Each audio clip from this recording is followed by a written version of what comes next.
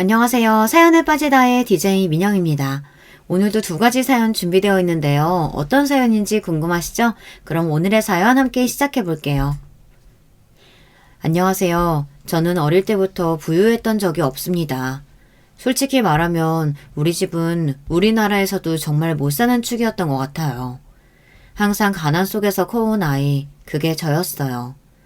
전 그림 그리는 일이 참 좋았어요. 학교 다닐 적에 미술 선생님께 넌 참 그림을 잘 그리는구나 이렇게 종종 칭찬도 받았습니다. 돈이 없어서 비싼 붓이나 유화 물감 같은 것은 꿈도 꾸지 못했지만 연필만 있어도 제가 그리고 싶은 것을 마음껏 그릴 수 있으니 좋았던 것 같아요. 그런데 제가 늘 그리는 것이 있었습니다. 초록 잔디가 널따랗게 있는 마당 있는 집. 그 마당을 둘러싸고 있는 예쁜 꽃덤불과 나무들, 그리고 파란색 커다란 대문, 그 안에 있는 하얀색 2층 집. 우리 집은 늘 시장통에 있는 상가와 붙어 있는 2칸짜리 방이 전부인 그런 집이었거든요. 엎드려서 스케치북에 제가 살고 싶은 집을 그리다 보면 너무너무 행복했습니다.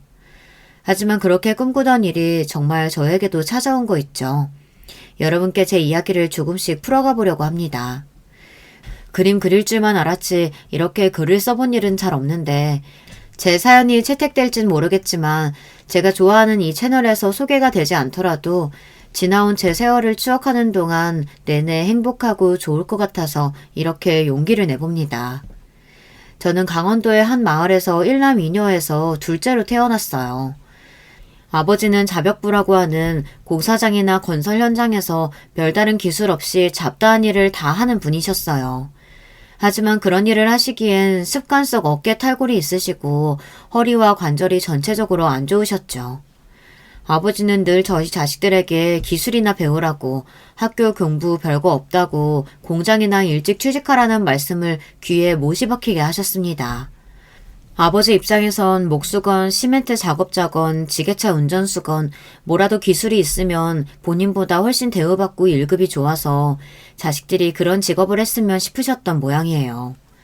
요즘 엄마들은 공부해서 좋은 대학 가고 의사, 판검사 같은 전문직이나 대기업에 가라고 자식들에게 얘기할 텐데 저희 아버지는 그랬습니다.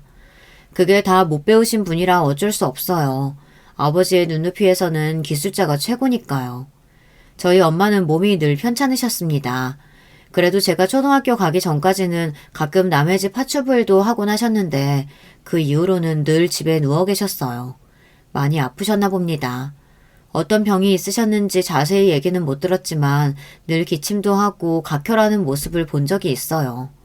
엄마는 결핵 같은 질병에 시달리신 것은 아니었을까 싶네요. 첫째 오빠는 집안에서 가만히 지내는 성격이 아니었어요. 어릴 때는 늘 나가서 놀러 다니고 중고등학교 때는 친구들과 몰려다니면서 가끔씩 싸움도 하고 다니고 학교 공부는 뒷전이고요.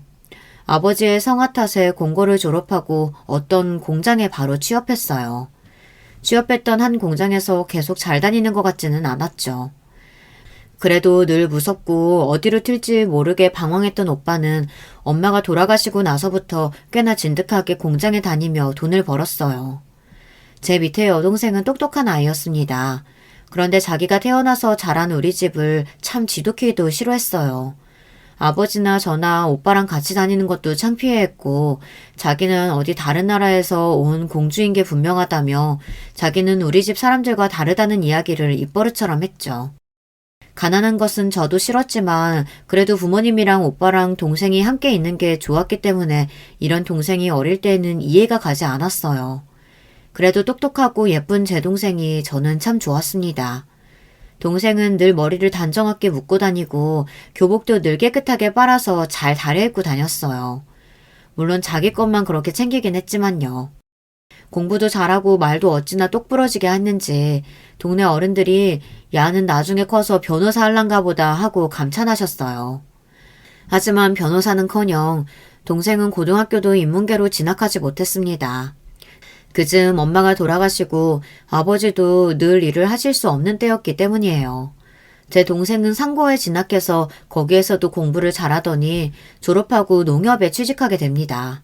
아버지는 너무 잘 됐다며 칭찬하시고 우리 동네에서도 경사스러운 일이라며 만나는 사람마다 내 동생과 우리 집을 부러워했죠. 하지만 저는 그날을 기억합니다. 눈물을 잘 내뱉히지 않던 독한 내 동생이 두 번째로 운 날이에요. 첫 번째는 상고로 진학하기를 결정하던 때였고요. 언니, 나 대학에 가고 싶었어. 정말 대학생이 되고 싶었단 말이야. 은행 직원 말고. 저는 사실 내가 농협에 가면 너무 좋을 것 같아서 그런 동생이 이해가 잘 되지 않았지만 제 여동생은 능력도 많고 또 꿈도 컸던 모양입니다. 그리고 저는 평범한 여자였습니다. 집이 가난한 것이 힘들고 싫었지만 그래도 해맑게 잘 자랐어요. 사고뭉치 오빠와 똑똑한 막내 사이에 껴서 다들 저한테 별 관심도 기대도 없었죠. 제가 머리가 좋은 것도 아니고 예쁘게 생긴 것도 아니고 그저 저는 사람을 좋아하고 잘 웃는 착한 아이였습니다. 엄마는 아프시고 아버지는 주로 밖에 계시니 집에서 해야 할 집안일은 온통 제 차지였어요. 저는 솜씨가 좋아서 이미 어릴 때부터 엄마 따라 빨래도 하고 집안 청소도 하고 설거지며 다림질까지 한 사람의 몫을 통톡히 했습니다. 그럴 때마다 엄마는 제 머리를 쓰다듬어 주시고는 우리 진양이 손이 참 야무져요. 너는 잘 살 거야. 좋은 데 시집가서 남편이랑 시부모한테 사랑받으며 살아. 이렇게 열심히 일하고 착하니까 그럴 테지. 엄마는 홀어머니 밑에서 자라서 아버지를 만나 아주 일찍, 그러니까 갓 20을 넘겼을까요? 그때 결혼해서 우리 오빠를 낳았다고 해요. 그때는 손매무새가 야무지지 못해서 음식도 무슨 맛인지 모르고 만드시고 조금만 집안일을 많이 하셔도 숨차고 어지럽다고 하셨어요. 엄마와 달리 요만한 애가 찌개도 제법 맛나게 끓이질 않나, 빨래도 얼룩 싹싹 지워서 하얗게 빨아대질 않나, 여간 솜씨가 좋은 것이 아니었죠. 이런 걸 보면 제 식모살이는 타고난 운명이었나 봅니다. 내가 이런 집안일이나 할 줄 알아.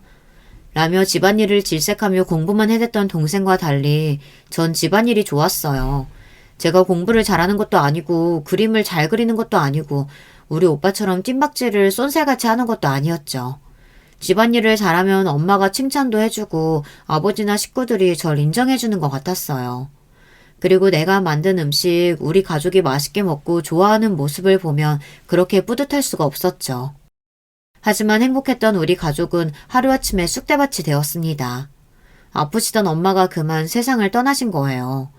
그 이후 아버지는 웃음을 잃고 맨날 방구석에서 소주나 마셔댔습니다. 엄마 살아생전에는 사람이 약해서 어디다 쓰겠냐며 구박해대시더니 막상 엄마가 돌아가시니까 견디기 힘들었던 것 같습니다. 아버지가 일도 안 하니 없는 집에 쓸 돈은 더욱 없어지고 사글세가 밀린다며 맨날 집주인이 와서 소리소리치고 집을 들쑤셨어요. 오빠는 맨날 밖으로 나가 다니며 집에 안 오고 저 혼자 집주인 할머니께 죄송하다며 허리를 굽혀대야 했습니다. 그렇게 어려운 날들 속에서 정말 하늘도 무심하죠. 아버지가 하루아침에 불구의 몸이 되어 있는 게 아니겠어요. 전날 밤 고주망태로 동네에 술을 사러 돌아다니다가 발을 헛디뎌 하천 밑으로 굴러 떨어지신 거예요. 그날은 장대비가 억수로 내리는 날이었습니다. 그래서 오가는 사람들도 별로 없고 빗소리에 아버지의 비명소리도 도와달라는 외침도 묻혀버린 거죠. 아버지는 다음날 아침이 돼서야 하천 및 갈대 속에서 겨우 기어나오셨지만 다리를 못쓰게 되어버렸습니다. 일용직하는 아버지가 다리까지 성치 못하게 되니 우리 삼남매는 앞으로 살 길이 막막했습니다. 그래도 공장에 취업해서 다니고 있는 오빠가 있었지만 성실하게 저희를 모두 다 건사하기에는 봉급도 빠듯하고 또 저희 오빠가 그런 위인까지는 못 되었던 거죠. 이제 집에 돈이 한 푼도 없으니 저는 고등학교 2학년이지만 졸업도 못하고 그만둘 처지였어요. 전부터 집에 자주 놀러오시는 우리 옆 동네 사는 엄마의 친한 이모가 계셨어요. 그 이모가 저희 자매를 참 예뻐하셨고 어머니가 돌아가신 뒤에도 도움이 필요하면 언제든지 나를 찾아오라며 손을 꼭 쥐고 말씀해 주신 따뜻한 분이었습니다. 어릴 때 얼핏 듣기로는 이모는 아이를 갖지 못하는 몸이었던 것 같아요. 그래서인지 이모는 늘 저와 여동생에게 잘해주시고 또 우리도 병원에서 간호사를 하는 이모가 너무 부럽고 좋았더랬죠. 언니가 늘 저에게 부탁했어요. 언니가 무슨 일이 생기거든 진양이, 진숙이 얘들이 고등학교까지는 졸업할 수 있게 도와달라고요. 요즘은 학교 다닐 때 무상교육이라면서요. 하지만 우리 때는 아니었습니다. 학교에 내는 육성회비가 저희처럼 없는 집에는 너무 큰 부담이었죠. 그때 이모가 나타나서 저희를 구해주신 거예요. 너무나 정말 고마운 이모. 저는 지금까지도 이모를 내 엄마처럼 따르고 지내고 있답니다. 그렇게 이모 덕에 저는 고등학교를 마치고 이모를 따라서 간호조무사를 하고 싶었습니다. 새하얀 병원에서 일하는 간호사는 저에게 늘 선망의 대상이었어요. 또 제가 간호사 일을 하며 돈을 벌면 제 동생 대학교도 보내줄 수 있지 않겠어요. 버스로 1시간 거리에 이모가 추천해주신 동네 의원에서 저는 간호 일을 배울 수 있게 되었습니다. 낮에는 병원 간호사 언니 밑에서 병원 청소나 약품 등 정리하는 일 같은 허드렛 일 위주로 하며 일을 익혔고, 야간에는 간호조무사 자격증을 따기 위해 학원을 다녔습니다. 각종 양품이랑 병원 도구 등 외우고 익혀야 할 것이 정말 많았습니다. 사람을 살리는 중요한 일인데 어떻게 허투루 하겠어요.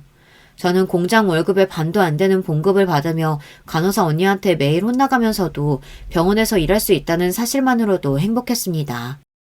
하지만 머리는 딸리지만 퇴근하고 밤 늦게까지 밥 먹으면서도 심지어 화장실에서 똥 쌀 때까지도 매일 책을 들고 다니면서 외우고 다녔다니까요. 이렇게 열심히 살며 간호사가 되겠다는 꿈에 부풀어 있던 저에게 청천벽력 같은 일이 그만 생기고 맙니다. 그날은 제가 병원 당직이어서 의사 선생님과 간호사 언니 모두 퇴근하고 병원에서 혼자 청소를 하고 있었어요. 밤 10시가 되었을까요? 갑자기 병원 문으로 어떤 청년이 들어왔습니다. 무슨 일이세요? 지금 병원 업무 끝났습니다.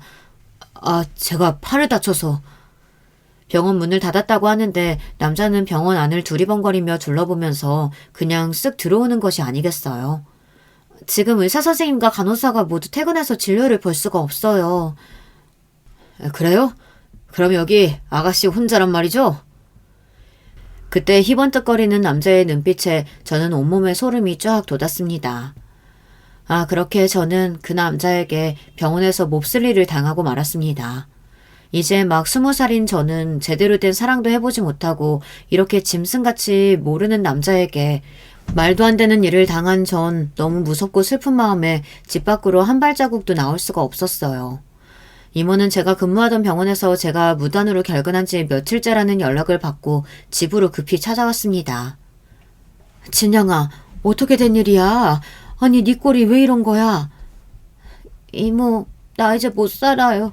나 어떡해요? 험한 꼴을 당했던 제 이야기를 듣고 이모는 그 자리에서 벌떡 일어나서 나가셨습니다. 이모는 우리 오빠에게 이 이야기를 했고 둘이 그 못된 놈을 찾아 나섰다고 합니다. 몇 시간 뒤에 저에게 몹쓸 짓을 한 그 놈을 끌고 와 오빠와 이모가 집을 들어왔습니다. 그 놈은 집에 들어오기 전에 이미 우리 오빠에게 이곳저곳 엄청 두들겨 맞은 모양이었어요. 이 새끼야? 이 새끼가 너한테 그런 짓 한 거 맞아? 저는 다시 본 그 남자의 얼굴도 제대로 볼 수 없어 눈길만 흘끌거리며 겨우 고개를 끄덕였습니다. 오빠는 다시 그놈의 배를 주먹으로 퍽퍽 2대를 쳤습니다. 그놈은 으억하며 아픔을 참지 못하고 방바닥에 주저앉았습니다. 내 딸 어쩔 거야? 어떻게 책임질 거냐고? 요즘 분들은 믿기지 않으시겠지만 옛날에 여자가 그런 일을 당하면 경찰에 가서 신고하는 일은 흔하지 않았어요. 소문이 나버리면 이미 몸을 내어준 여자는 그 동네에서 살 수도 없을 뿐더러 할 수 있는 방법은 그 남자에게 시집가는 것뿐이었습니다. 그놈은 사실 병원에서 일하는 제가 좋았더라며 자기가 데리고 살겠다고 그 자리에서 약속했습니다. 그렇게 저는 번개불에 콩 구워 먹듯 결혼식이 뭔가요. 그저 다음날부터 그 남자의 집에 들어가서 살게 되었습니다. 20살에 제 꿈도 접고 연애도 못 해본 채 이렇게 팔려오듯 그 남자에게 시집온 저는 매일 답답한 마음에 눈물을 흘렸습니다.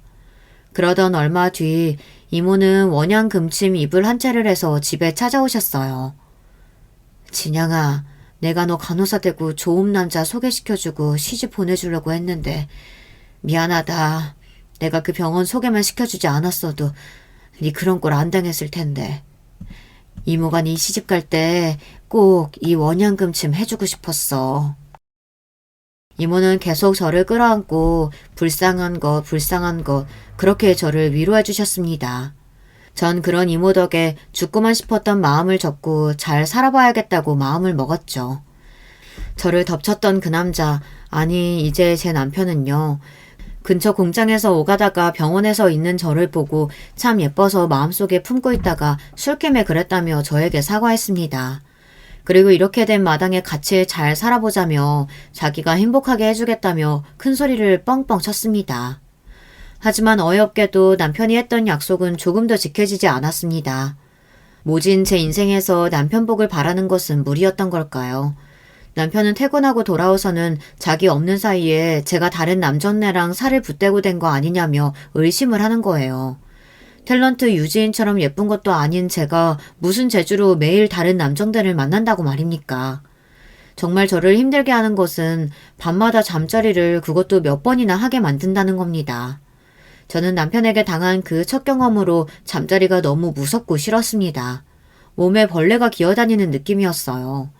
이제는 지나가는 남자들만 봐도 가슴이 쿵쾅거려 빠른 걸음으로 지나가는 신세가 되었죠.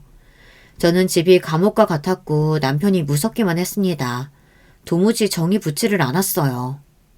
그날도 퇴근하고 돌아온 남편은 또 저를 손찌검해가며 외출은 했는지 다른 논팽이랑 뭘 한 거냐며 되도 않는 소리를 짓거리며 저를 덮치더니 2번이나 그 짓을 하고는 골아떨어져 자고 있었습니다. 이놈은 남편이 아니라 그저 지 성욕만 채우고 싶어하는 짐승이었어요. 여기서 벗어날 방법은 문간에 목을 매달아야 하나 하는 몹쓸 마음까지 먹었습니다. 저는 이러다가는 제 손으로 목숨을 끊게 될까봐 결국 야반도주를 하였습니다.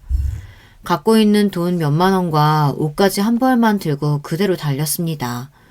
버스가 다닐 시간도 아니었기 때문에 그저 걷고 뛰어서 도망치는 수밖에 없었어요.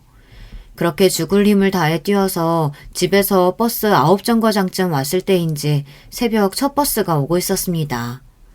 버스의 종점은 시외 버스 터미널이었어요. 저는 고향을 떠나 다른 곳을 가본 적이 없었기 때문에 무작정 가장 빨리 출발하는 버스를 잡아탔습니다. 그 버스는 춘천행이었고 그렇게 저는 춘천에서 살기로 했습니다. 간호일도 배우다 말았고 고등학교도 가 졸업한 제가 먹고 살 방법은 생각나지 않았기 때문에 할 수 있는 것은 파출부일 뿐이었어요. 저는 그 일이 싫지도 않았고 오히려 제가 잘하는 일이었기 때문에 별로 고민하지 않고 집에서 숙식이 가능한 입주 팔출부 일을 구하게 되었습니다. 처음 지내게 됐던 집은 부부와 아이들 둘 그리고 연로하신 할아버지 이렇게 5식구가 사는 아파트였습니다. 저는 아파트에 들어서고 눈이 휘둥그레졌어요. 2칸짜리 방에 살다가 화장실만 2칸에 방이 4칸이나 되는 아파트에 오니 이건 뭐 입이 떡 벌어지더란 말이죠. 부엌 식탁에서 밥을 먹고 거실 소파에 앉아있는 제가 드라마에서 보던 그 아파트에 들어온 것만 같았습니다. 너무 크고 깨끗한 아파트에 오니 저는 잔뜩 주눅이 들어 집안에서 까치발로 조심스럽게 걷게 되는 거 있죠. 다행히 주인 아주머니는 좋은 분 같아 보였어요. 이제 막 학생티 벗은 어린애 같은데 어쩌다가 남의 집 일을 하게 됐노. 우리 부부가 여기 옆에 해물탕 가게를 해서 바빠요. 진영씨가 우리 애들 밥도 좀 챙겨주고 누워 계신 할아버지도 챙겨드리고 잘할 수 있지? 전 사실 잘 곳도 없는 신세였기 때문에 이렇게 좋은 집에 머물 수 있는 것만으로도 감사했는데 주인 아주머니가 무섭지 않고 좋으니 살 것만 같았어요. 어릴 적부터 5식구 살림을 도맡아 하던 저였어요. 아저씨 아줌마는 거의 가게 일로 집에서는 잠만 주무시고 국민학생인 형제 아이들은 학교 다녀와서 밥 차려주고 빨래해주면 그러면 됐습니다. 청소하고 빨래하고 그런 집안일을 생각보다 잘 해냈는지 아주머니가 가끔 퇴근할 때 해물탕이랑 부침개 같은 것을 싸오시곤 저를 먹으라고 주셨어요. 우리 집 애기들은 잘 먹지도 않는다며 잘 먹고 살림도 잘하는 제가 이쁘다고 해주셨습니다. 저는 우리 돌아가신 엄마랑 고향에 있는 이모 생각에 눈물이 났어요. 이제 엄마는 못 보지만 이모는 볼 수 있는데 제가 이렇게 떠나오고 저를 얼마나 찾고 그리워하실지. 그리움에 밤에는 울곤 했지만 그래도 저를 잘 대해주시는 주인 댁과 내 평생 처음 보는 좋은 아파트에서 사니까 나름대로 살만했어요. 저도 이렇게 월급을 열심히 모으다 보면 언젠가는 작은 아파트를 가질 수 있겠죠. 그리고 제 동생을 데려와서 같이 살 수 있을 거라는 희망을 갖게 되었습니다. 그러던 어느 날 저는 생각지도 못한 더러운 꼴을 당하게 됩니다. 집에 누워 계시던 할아버지가 화근이었어요. 풍이 와서 거동이 불편하신 할아버지를 저는 잘 보살펴드렸어요. 누워 계신 분이라 욕창이 올까봐 하루에 몇 번씩 몸을 수건으로 닦아드리곤 했죠. 그날도 점심을 잡숫고 나서 물수건을 갖고 할아버지 팔을 닦아드리고 있는데 할아버지가 갑자기 저를 껴안으시는 겁니다. 예쁜 가시나야, 자식도 다 필요 없고 니랑 살면 안 되겠나? 나 돈 많다. 이렇게 제 귀에 속삭이고는 더듬더듬 손으로 제 가슴을 찾는 게 아니겠어요. 소스라치게 놀란 저는 할아버지를 밀쳐버리고 집에서 도망치듯 나왔습니다. 제 신세는 왜 이러는 걸까요? 짐승 같은 남편에게서 도망쳐 남의 집살이를 하고 있는데 이젠 우리 아버지보다 나이가 많은 할아버지에게 해서는 안 될 일을 당하다니. 저는 할아버지가 있는 그 좋은 아파트가 이제 싫어졌습니다. 무서워져서 돌아갈 엄두가 나지 않았어요. 갈 곳이 없어 터덜터덜 걷다가 저는 정말이지 춘천호에 몸을 던지고만 싶었습니다. 듣기 전에 우리 식구 목소리라도 듣고 싶어서 저는 우리 집에 전화를 걸었어요. 언니 맞아? 그동안 어디 있었어? 아픈 데는 없고? 그동안 형부가 언니 바람나서 도망쳤다고 우리 집에 와서 행패를 있는 대로 부리고 갔어. 그리고 언니 숨겨둔 거 아니냐면서 잊을만 하면 한 번씩 와서 집을 뒤집는 거 있지? 그런 인간이랑 못 살겠어서 도망간 거지? 언니 잘했어. 아빠랑 오빠는 언니 찾아서 형부랑 합친다지만 난 아니야. 그런 놈이랑 언니가 어떻게 계속 살겠어. 안 그래? 진수가 나 죽고 싶어서 너한테 전화한 거야. 근데 네 목소리 들으니까 네가 너무 보고 싶다. 내가 그동안 남의 집살이 하다가 또 이렇게 더러운 꼴 당하다니 내 신사가 너무 원통하고 더러워서 나 못 살겠어. 여동생은 저를 타이르고 울음을 진정시키며 위로해 주었어요. 그리고 제가 있는 춘천으로 와서 이모와 둘이 와서 함께 만났습니다. 이모는 저를 보자마자 뛰어와서 안으며 등을 손으로 토닥거려가며 울었어요. 우리는 서로 만난 기쁨의 눈물을 흘리며 그간 제가 지냈던 이야기를 들려주었죠. 그렇게 기운을 차리고 나서 저는 이번에는 남자 식구가 없는 집을 찾기로 했습니다. 다행히도 엄마와 두 자매가 사는 집에서 급히 파출부를 구하고 있다고 해서 그곳에 가게 되었습니다. 아니 이렇게 어린데 집안일을 할 수나 있으려나? 내가 베테랑 아줌마 보내달라고 그렇게 얘기했는데 이런 걸 데려왔네. 첫 만남부터 주임 아주머니는 범상치 않아 보였습니다. 그리고 집도 낡고 허름한 주공 아파트에 방이 2칸뿐이었어요. 제가 지낼 방이 없어 주방 바닥에 요를 깔고 자야 했습니다. 처음에는 여자 셋이나 되는데 왜 입주 가정부가 필요할까 의아했는데 하루가 지나지 않아 그 이유를 알게 되었습니다. 40대인 주인 아줌마와 제 또래 나이의 언니, 고등학생인 동생인 딸내미들까지 모두 손 하나 까딱 안 하는 게으른 여자들이었습니다. 그리고 이 여자들은 어찌나 옷이며 화장하는 데 시간을 들이는지 외출을 하고 난 뒤 집은 정말이지 폭탄을 맞은 것 같았어요. 집안일에 도 같은 저도 혀를 내두르지 않을 수가 없을 지경이었죠. 주인 아줌마는 남편과 이혼하고 받은 위자료와 딸들 양육비로 생활비를 쓰는 것 같았습니다. 아직 젊고 건강한데 나가서 별다른 일도 하지 않아 보였어요. 가끔 밤에 옷을 빼입고 화장도 진하게 하고서 외출하고 자정 무렵 들어오기는 했습니다. 딸들이 하는 얘기로는 돈 많은 어떤 사장님과 연애를 하는데 그 집 부인 자리를 꿰차려고 하는지 열을 올리고 있다고 하네요. 그래서 여긴 작은 아파트지만 해야 할 일은 전보다 훨씬 많았습니다. 우선 세 여자가 일정한 시간에 일어나서 제 할 일들을 열심히 하는 사람들이 아니었기 때문에 각자 자기 일어나고 싶은 시간에 아침 8시도 있고 10시도 있고 심지어 정오를 넘기고서 일어나는 경우도 종종 있었죠. 저는 그들이 제각기 일어나는 시간에 맞춰 밥을 차려내야 해서 하루에 몇 번이나 상을 차리고 치우는 일을 해야 했습니다. 제 일과는 아침 6시에 일어나서 딸 도시락을 싸는 것으로 시작해서 밤까지 세 여자의 뒤치다꺼리를 하느라 온종일 바쁘게 집안일을 해야 했습니다. 그리고 왼종일 옷을 입었다 벗었다 하는 통에 빨랫감은 어찌나 많은지요. 속옷과 실크로 된 옷은 세탁기를 돌리면 상한다고 추운 겨울에도 찬물로 손빨래를 시켰습니다. 하지만 이런 집안일보다는 저를 더 힘들게 하는 것은 그 세 사람이 저를 식모, 아니 그 이하의 취급을 하는 것이었어요. 다들 어찌나 하나같이 인성이 되어먹지 못한 것인지 주인 아줌마부터 저보다 어린 둘째까지 저를 식모라고 불러대며 말은 또 어찌나 버릇없이 기분 나쁘게 하는지요. 주인 아줌마는 자기 기분이 안 좋은 날에는 화풀이 대상으로 저를 세워놓고 잘못한 일이 없는데도 네가 어디서 굴러먹었는지 모르겠어. 출신도 모르는 천한 것을 우리 집에 들여놓으니 내가 마음이 놓이겠어? 자꾸 이 일 그딴 식으로 하면 월급 한 푼도 못 줄 줄 알아? 이렇게 꾸지람을 했어요. 그런데 이게 무슨 일입니까? 급기야 저는 뺨까지만은 어처구니 없는 일이 벌어졌습니다. 자기 반지 하나가 없어졌다며 다짜고짜 아줌마가 저에게 내놓으라는 게 아니겠어요. 우리 집이 없는 집이었다고 해도 저는 그런 도둑질은 모르고 살아온 사람입니다. 없으면 없는 대로 살지 남의 것 훔치진 않아요. 억울한 마음에 저는 아주머니에게 제 할 말을 똑똑히 했죠. 아주머니, 그렇게 제가 의심되면 제 가방과 짐 뒤져보세요. 그렇게 찾았는데도 없으면 저를 의심하신 걸 사과하셔야 돼요. 철썩하고 아줌마는 바로 제 뺨을 갈겼습니다. 우리 아버지도 내 뺨을 때린 적은 없었는데 무슨 일이. 너무 속상하고 억울해서 그대로 서서 흐르는 눈물을 닦고 있었어요. 어머, 쟤 좀 봐. 진짜 억울한가 보지? 그래도 도둑년들이 원래 연기도 잘해요. 엄마, 반지나 얼른 뒤져보자고요. 하고 두 모녀가 제 가방과 짐들을 마구 풀어 헤쳐놓았습니다. 그렇게 뒤져도 반지가 나오지 않자 이내 제가 다른 곳에 숨긴 모양이라며 둘이 TV를 켜고 드라마를 보며 깔깔대고 보는 게 아니겠어요. 정말 천박하고 못돼먹은 사람들이었어요. 저는 그날 밤 다짐했어요.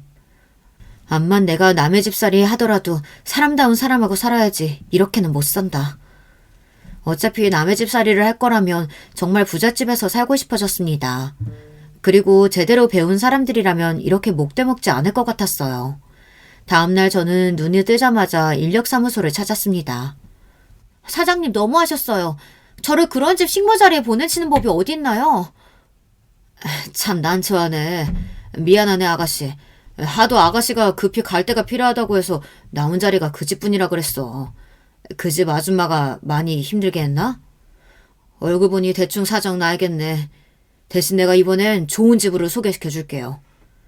사장님 정말로 미안하시다면 저 부잣집, 최고로 교육 잘 받은 사람들 사는 진짜 부잣집으로 보내주셔요. 사장님은 난처해 하셨습니다. 그런 곳은 아무나 연결 못 해주는 데다가 전문 가사 도우미 교육을 받은 사람들만 요구한다고 했어요. 저도 아직 젊고 또 그 교육을 받을 테니 좋은 자리가 생기면 제일 먼저 저를 소개시켜주기로 약속을 받아냈습니다.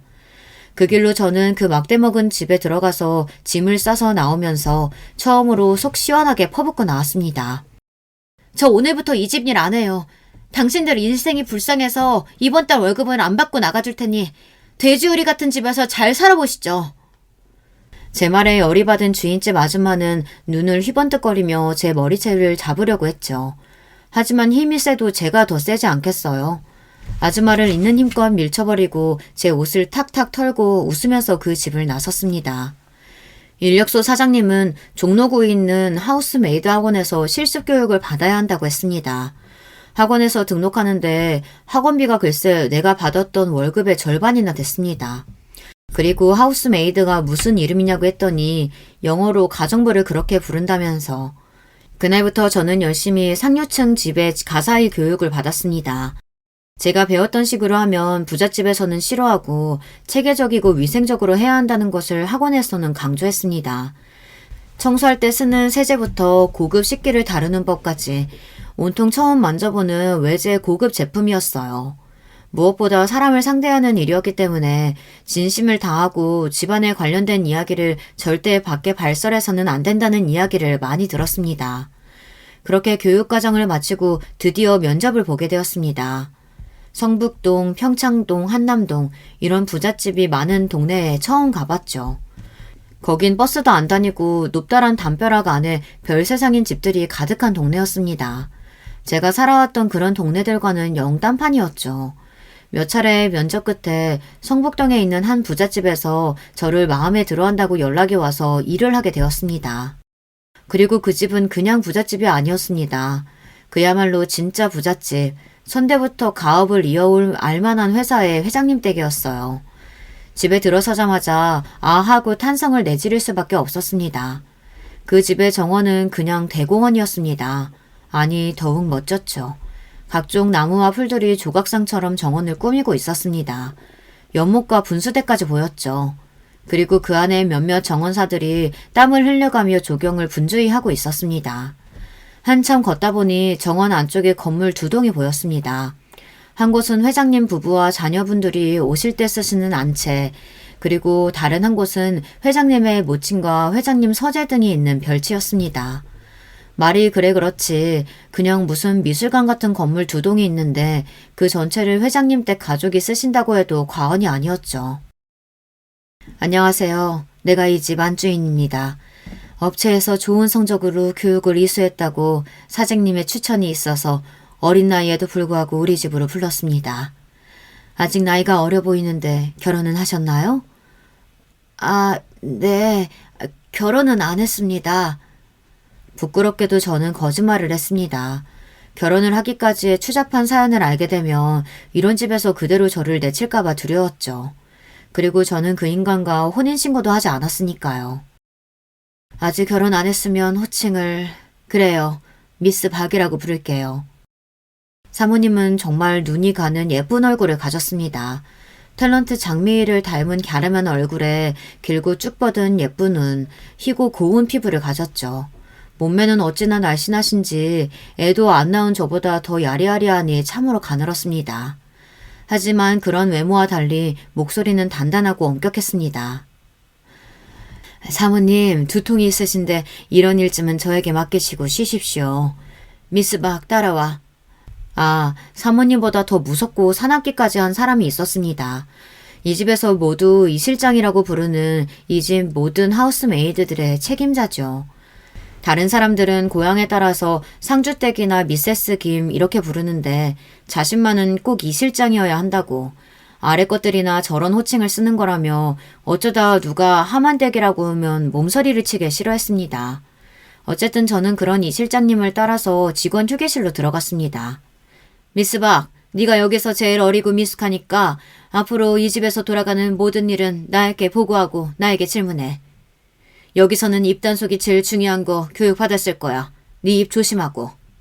이 실장님은 얼굴을 제 바로 앞까지 들이밀면서 입단속을 시켰습니다. 제가 이 집에서 맡은 일은 별채에 머물며 회장님 모친이신 큰 사모님을 모시는 일이었습니다. 제가 처음 배웠을 때 큰 사모님의 연세는 68세셨죠. 별채에 가서 큰 사모님께 인사를 드렸을 때 큰 사모님은 휠체어에 앉아 계시고 거동이 불편한 몸이셨어요. 큰 사모님은 뇌경색으로 5년 전부터 거동이 불편하시니 각별히 신경 쓰도록.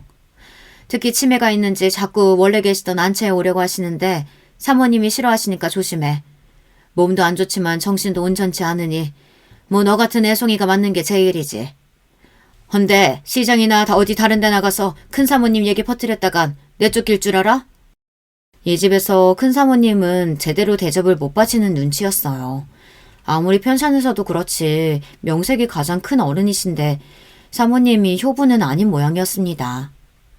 저는 무서운 안채 사모님보다 오히려 큰 사모님을 모시게 되어 마음이 편했습니다. 우리 큰 사모님은 마음도 정말 넓고 따스한 분이었어요. 저는 받은 지시사항대로 큰 사모님의 약을 챙겨드리고 목욕 등 위생관리, 특히 식사를 하실 때 늘 옆에 붙어서 큰 사모님, 이 반찬은 입에 맞으세요? 요즘 봄철이라서 쑥향이 그만이에요. 저 어릴 때도 엄마랑 쑥 캐고 다녔는데 이 도다리 쑥국에 밥 비벼서 한 번만 드셔보세요. 이렇게 이런저런 이야기도 해가며 큰 사모님의 친구가 되어드렸죠. 우리 진영이도 한 입 먹어봐라. 나는 소화가 안 돼서 많이 못 먹어. 니부터 먹으래. 그래, 니는 엄의 생각 많이 나나? 내도 그렇다. 나이가 들어도 엄의 생각은 늘 나는 게라. 그렇게 큰 사모님은 그런 저를 예뻐하셨어요. 이 큰 부잣집 집안일도 익숙해지고 더 좋으신 큰 사모님과 이렇게 잘 지내는 지금의 하루하루가 너무 감사했습니다. 월급은 또 얼마나 많게요. 지난번 그 악독한 새 모녀 집에서는 월급 60만 원도 제대로 못 받았는데 여기서는 3배가 넘는 돈을 매달 꼬박꼬박 제 통장에 들어왔죠.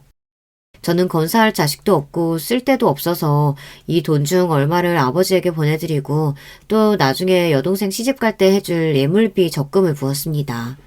그렇게 평탄하던 어느 날 저는 가슴 철렁할 일을 겪었습니다. 큰 사모님이 안채 사모님 방 복도에 쓰러져 계신 것을 발견한 겁니다. 코랑 가슴에 귀를 대어보니 숨 쉬는 것도 약하셨어요. 바로 전담 의사를 불러 위기를 넘겼습니다. 소식을 듣고 사모님과 이 실장이 왔습니다. 미스박, 이게 어떻게 된 일이에요? 왜 어머님이 안채에서 그것도 내 방 앞에서 쓰러져 있던 거야? 내가 넘어오지 못하시게 하라고 그렇게 주의 주지 않았나?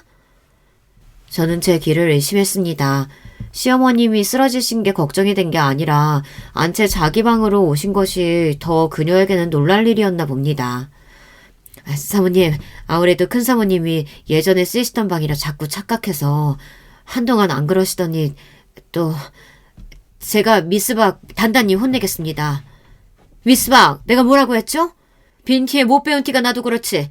이런 지시 하나도 지키는 게 그렇게 어려워? 이 실장님, 사모님, 제가 그건 잘못했어요. 하지만 지금 중요한 건 큰 사모님이 쓰러지신 거 아닌가요? 어떻게 해야 큰 사모님 건강을 회복할지. 이런 건방진년? 그때 제 눈앞에 별이 보였습니다. 글쎄 이 실장이 제 머리통을 손바닥으로 내려친 거예요. 그리고 그 뒤로 사모님은 고사하다는 듯 웃으며 머리를 매만지고 있었습니다. 이게 뭐 하는 겁니까? 어머님 앞에서. 그때 회장님이 방으로 갑자기 들어오셨어요. 그 모습에 사모님과 이 실장은 눈동자를 이리저리 움직이며 당황했습니다.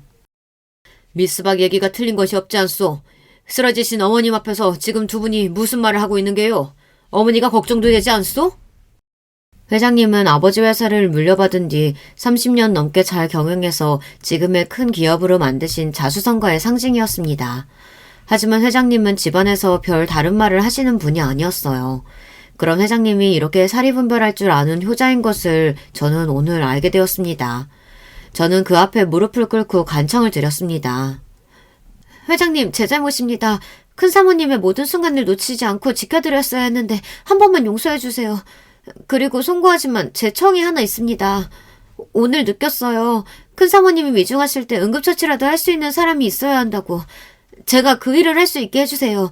6년 전에 간호일을 배우다 말았는데 허락해 주신다면 그 일을 좀 더 배워서 큰 사모님을 지켜드리고 싶어요.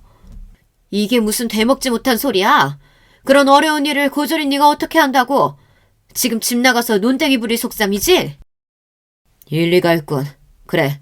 내가 허락하고 학비 지원해 줄 테니 열심히 배워보시오. 자네만 믿네, 미스박. 사모님과 이 실장은 말도 안 된다며 길길이 날뛰던 것을 회장님은 단칼에 잠재웠습니다. 이날 이후로 간호조무사 자격 공부를 저녁마다 학원을 다니며 배웠습니다. 그렇게 3년 만에 간호조무사 자격증을 따게 되었어요. 큰 사모님이 매일 맞으시는 당뇨주사와 간단한 메디컬 체크 등은 제가 할 수 있게 되었어요. 지난번처럼 갑작스러운 일이 생겼을 때도 제가 응급처치를 할 수 있으니 이제 안심이었습니다. 제가 이러는 동안 사모님과 이 실장은 왜인지 저를 더 싫어하고 못마땅해 했죠. 같이 일하는 청주댁 얘기로는 이 실장은 젊고 능력도 인정받는 제가 자기 자리를 깨찰까 두려운 눈치라고 합니다. 그리고 사모님은 사실 후처였어요.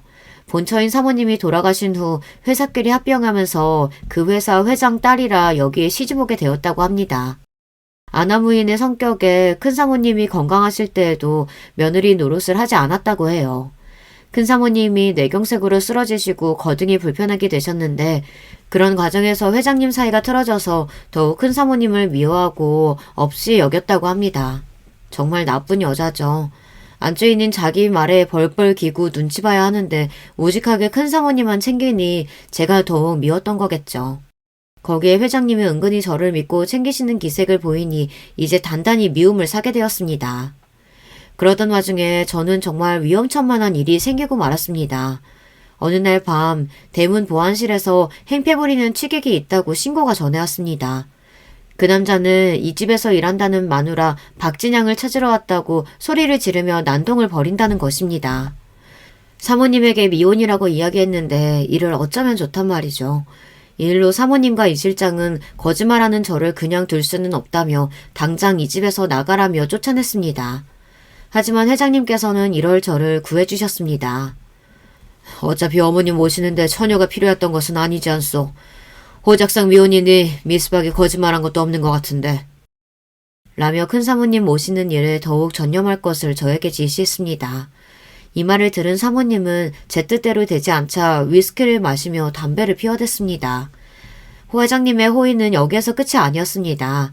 나중에 들은 이야기로는 전 남편을 비서실장이 따로 만나 돈 2천만 원을 주며 저와 인연을 끊고 살라고 엄포를 놓았다고 합니다. 다시 찾아온다면 그땐 깜빵에 보내겠다고 협박을 하면서 말이죠. 정말 그 이후로 그 남자를 만나지 않았고 늘 남편이 찾아올까봐 두려웠던 저는 마음을 놓게 되었습니다. 그 이후로 저는 더욱 제 모든 힘을 다해 큰 사모님을 모셨고 그 지나간 세월만큼 까맣던 제 머리는 흰머리가 내려앉았습니다. 제가 이 집에 온 지도 어느덧 20년이 다 되었고 이제 중년을 훌쩍 넘긴 나이가 되었죠. 이제 저의 행복한 삶도 끝나게 되었어요.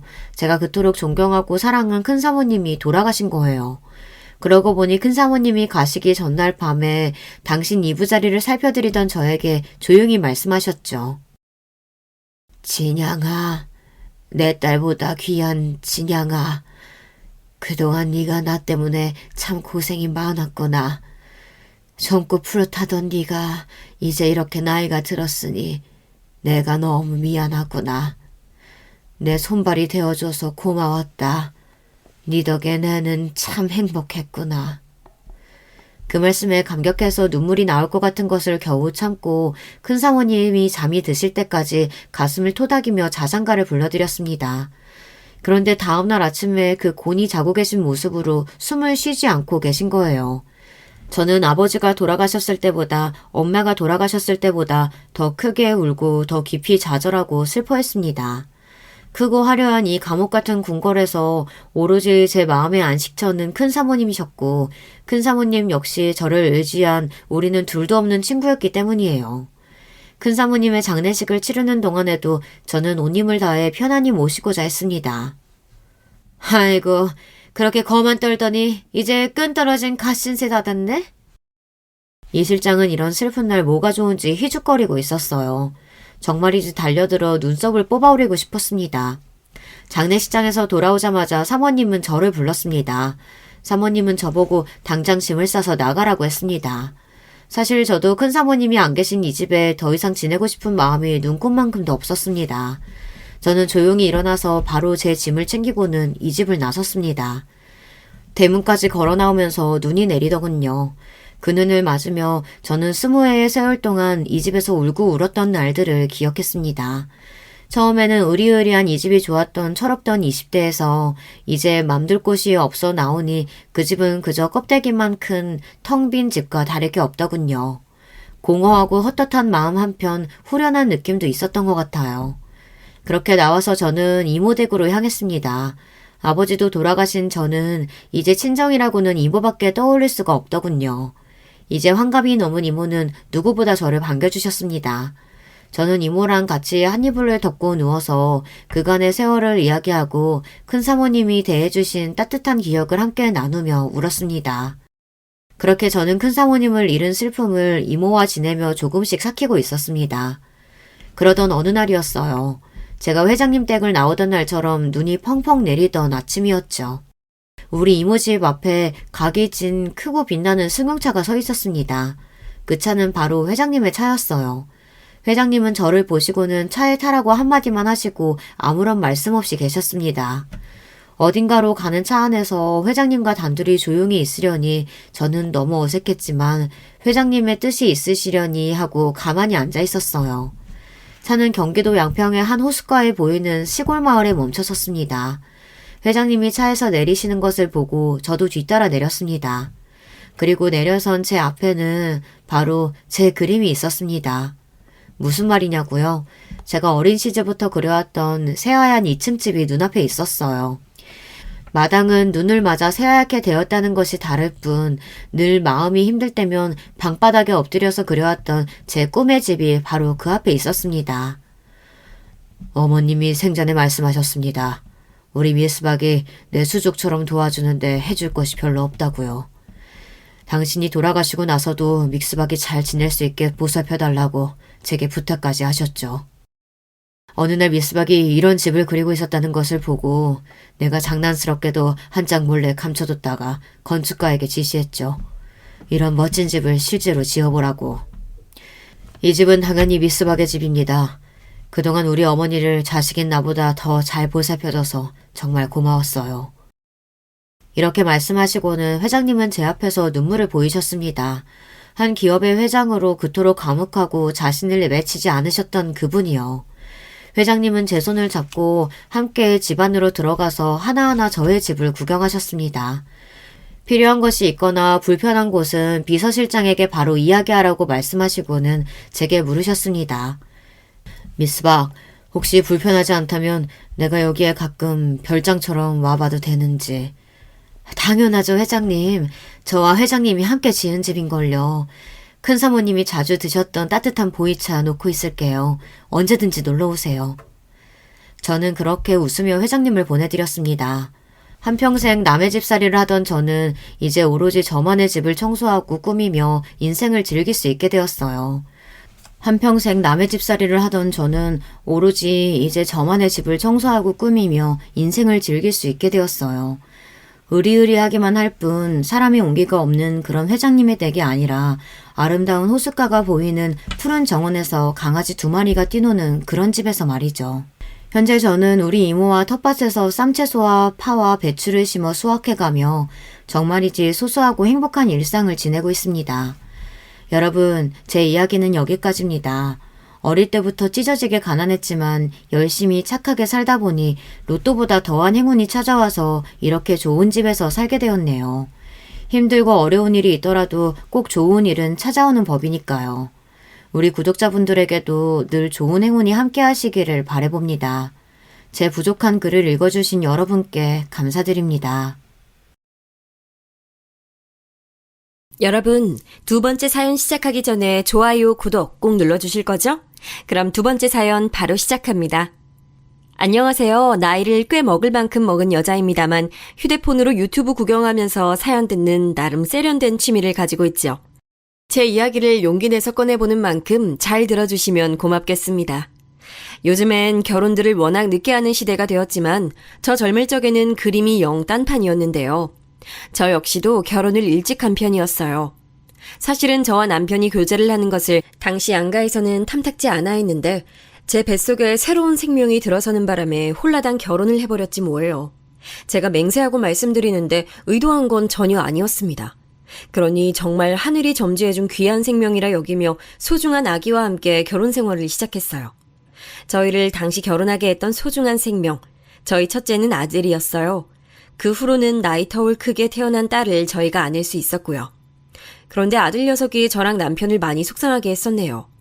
특히나 아들의 사춘기 시절 얼마나 눈물로 밤을 지새웠는지 몰라요. 아들이 엇나가고 반항기가 심했던 건 부모의 역량이 부족했던 영향이 있었을 거라고 저는 생각해서 죄책감도 들었고요. 반항기 강했던 아들은 자기 아버지와 사이가 좋지 않았기에 더 그랬고요. 남편은 나는 저 녀석 포기했다고 선언했을 정도였으니 얼마나 악화된 관계였는진 더 말을 할 필요가 없어요. 저는 아들을 위해 매일 눈물로 기도를 했고 뒤늦게 아들은 정신을 어느 정도 차리고 공부하려고 노력했지만 성적이 잘 나오진 않았어요. 대학을 전문대로 갔고요. 지방의 이름 모를 4년제 대학에 가는 것보단 나름 알아주는 학과가 있다는 전문대를 가는 게 나을 것 같았죠. 아들은 대학 안 나와도 되는 세상이라고 했지만 부모로서 욕심이었을지도 모르겠네요.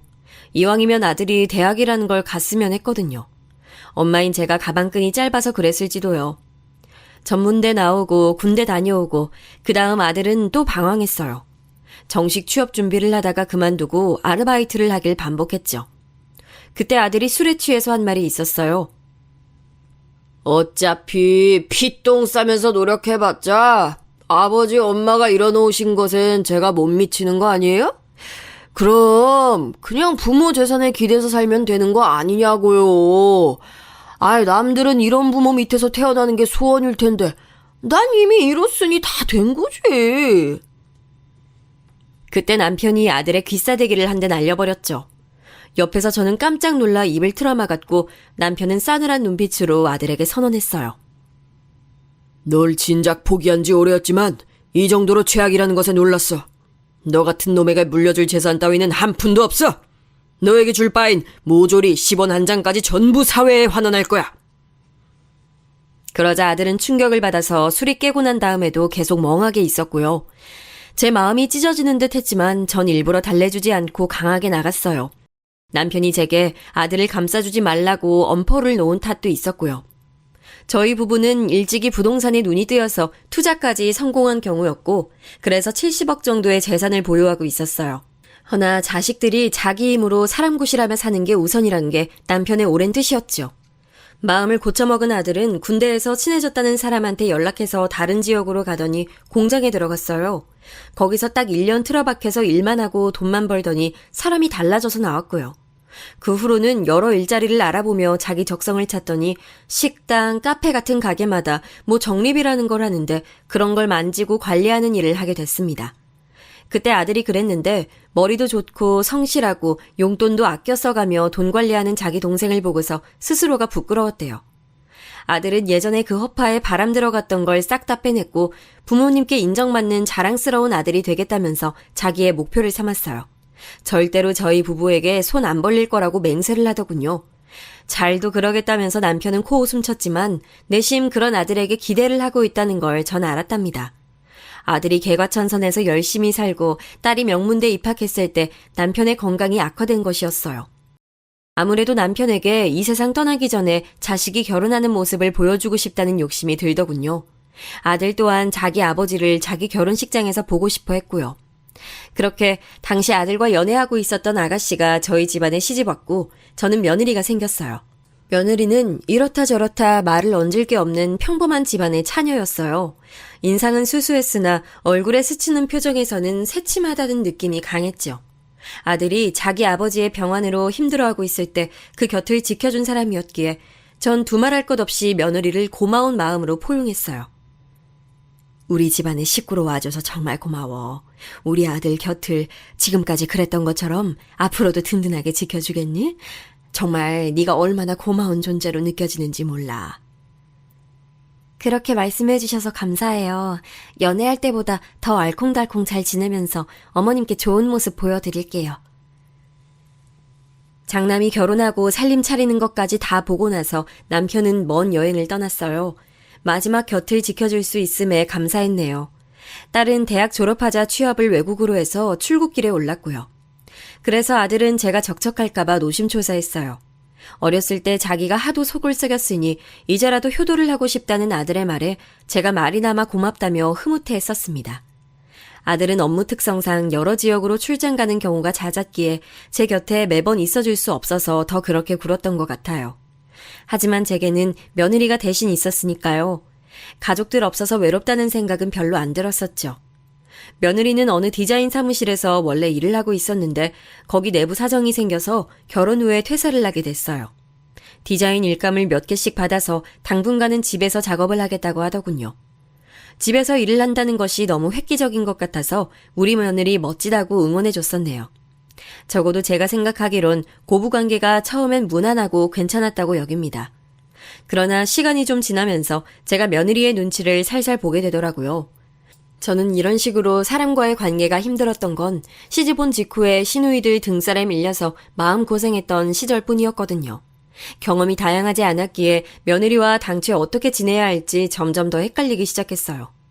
우선 며느리는 기분파였어요. 자기가 기분이 괜찮으면 말투도 좀 애교스럽게 내는 편이었고요. 그렇지 않은 경우에는 제가 뭘 물어봐도 대답을 안 하고 한숨이나 푹 내셨습니다. 어머님, 다음 주에 날씨가 어떻겠냐고요? 그걸 왜 저한테 물어보세요? 난 그냥 네가 날씨를 미리 알고 있진 않을까 싶어서 물어봤어.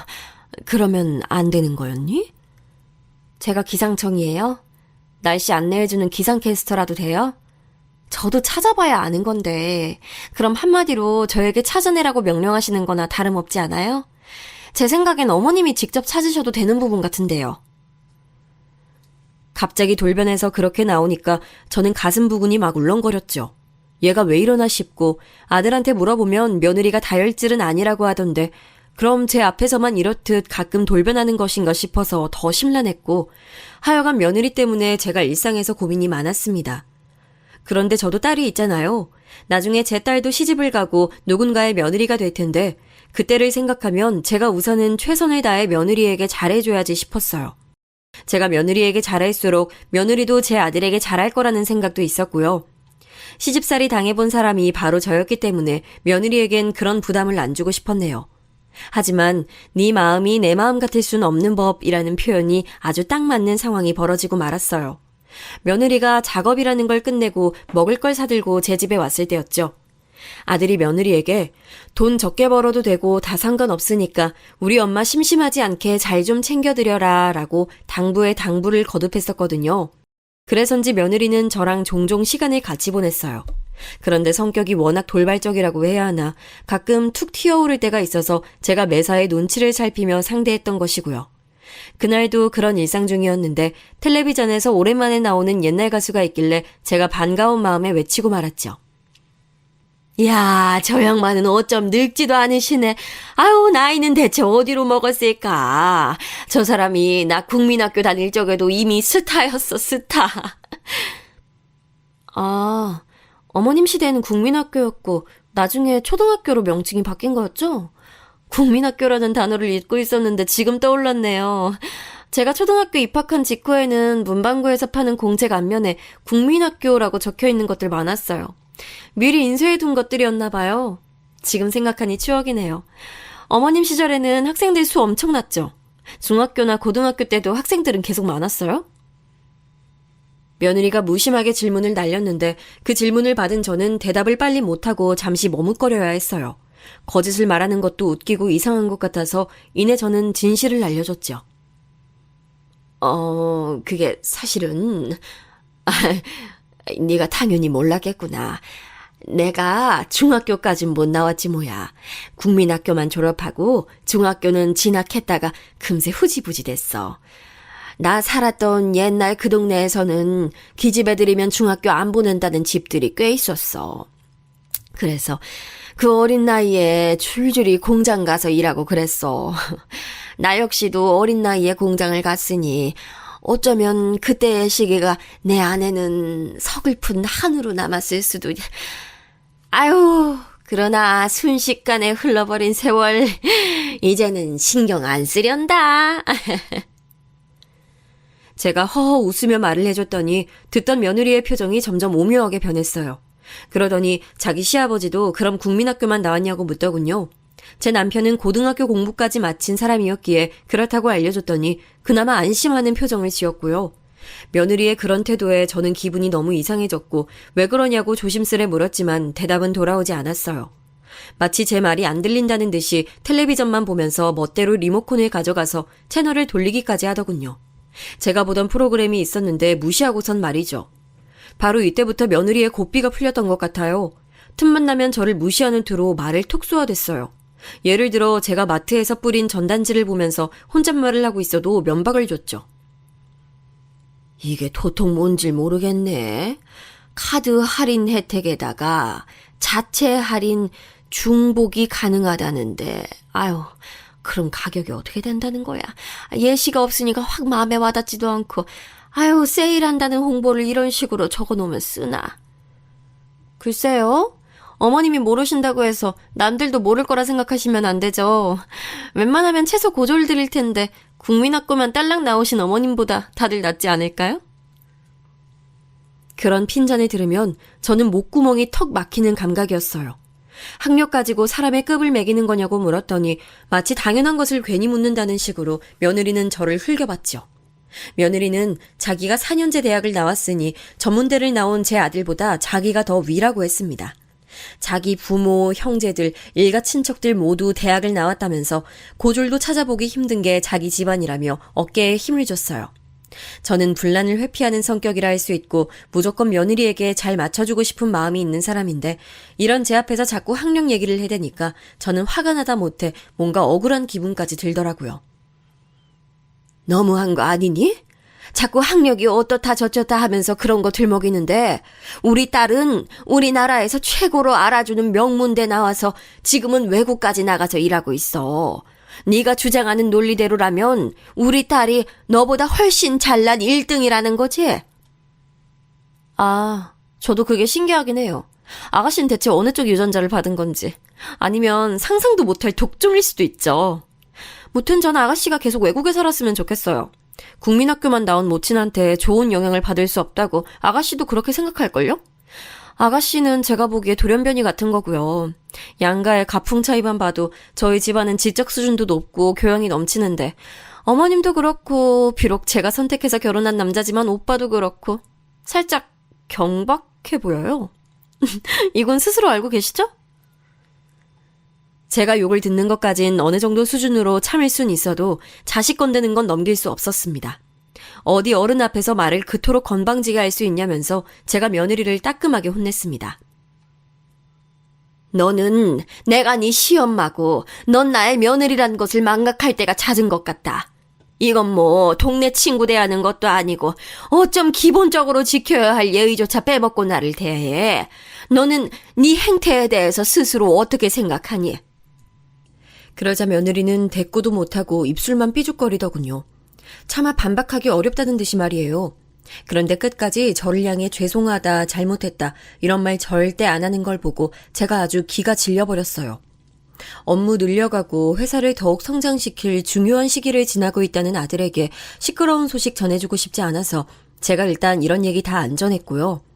며느리가 자기 수 틀리면 말을 아무렇게나 툭툭 던지는 이 버릇, 이것만 조절 잘하면 되지 않을까 저는 그때까지도 그런 생각을 하고 있었던 것 같아요. 2주 넘게 며느리와 아무 연락도 하지 않고 그렇게 지냈고요.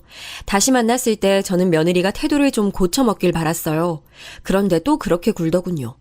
남편이 세상 떠난 직후 원래 집에 있던 중형차는 이웃들한테 판매해서 처리를 했었어요. 저는 운전에 취미가 영 없어서요. 그런데 차가 아예 없으니까 아쉬워서 작은 경차를 살까 싶은 마음이 들더군요.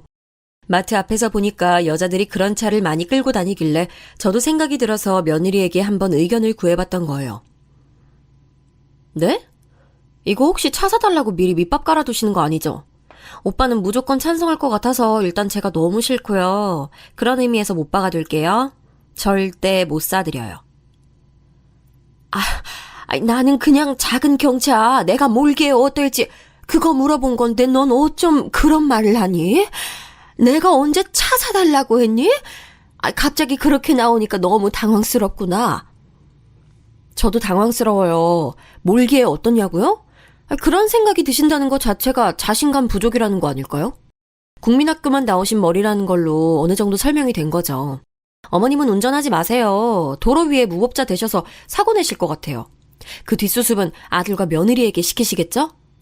짜증나. 그때 제 얼굴이 아마 빨개졌던 것 같아요. 왜냐면 목부터 그 위까지 엄청 뜨거워진 것을 느꼈거든요.